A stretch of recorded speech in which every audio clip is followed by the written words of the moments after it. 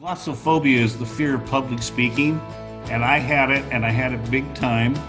And it's something that we really don't talk about in America, but 75 to 90% of the American people have the fear of public speaking, glossophobia. 10 or 15%, up to about 90%, that next cut of 10 to 15, if we have to give a presentation, we'll do it, but we're not looking forward to it. So there's only a few people who are totally at ease with public speaking, and we don't get the heebie-jeebies now anymore when we get up to speak. We welcome the opportunity. But it takes a lot of work to do it, and it takes a lot of support and encouragement by other people to accomplish it. Well, I was turning 40, and I have a son and another one on the way.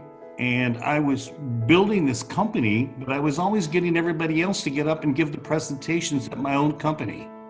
And I knew that it wasn't right, but I just didn't have the confidence to get up and to speak with the people, to let them know what the vision was. And I had everybody else doing all my talking for me. And I said, if I don't overcome the fear of public speaking, glossophobia, my two sons were going to be the same way. And I didn't want to leave a legacy for them not to have their voices, not to find their voices. My folks did the best of what they had, but neither one of them were public speakers.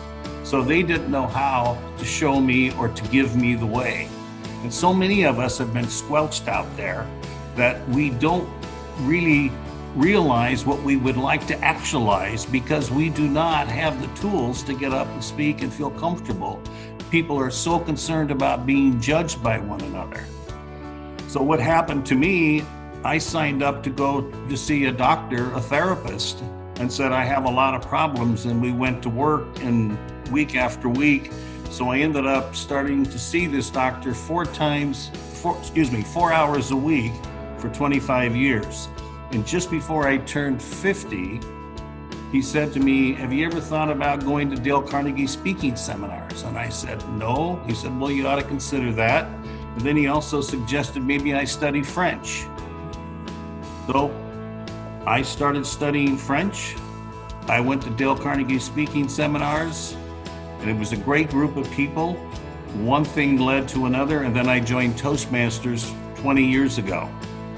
And every time I've gone to Toastmasters, I leave better when I leave than when I came in. It's just really a good feeling, a really good taste. And when you get that kind of support in a safe environment, you get on your feet to speak, you start feeling better about yourself, because the fear of public speaking is really a report card on our self-esteem and our self-confidence.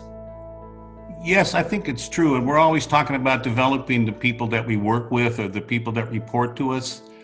I really believe that the development starts with ourselves. And every so often we're pushing everything downhill that somebody else needs to get it.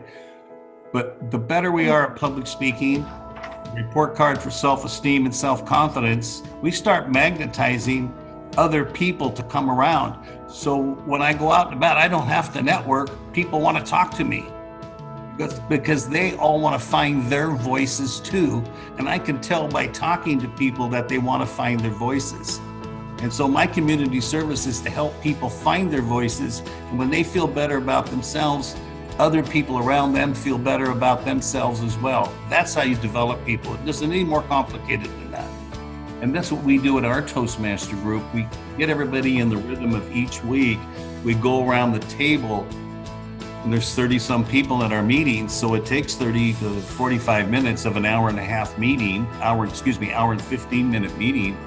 And we'll have different topics, and people select those topics, and they're in a safe and encouraging and supportive environment. And so they start feeling better about themselves, but they're getting a sense of community. They're finding friends. Their world is opening up to them. They're also recognizing that they have been cutting themselves off from meeting other people. But once they start feeling better about themselves, it's amazing what the chemistry does. When we feel good about ourselves, we don't really care as much what other people think. And when we're always concerned about what other people think, we're just squelching ourselves.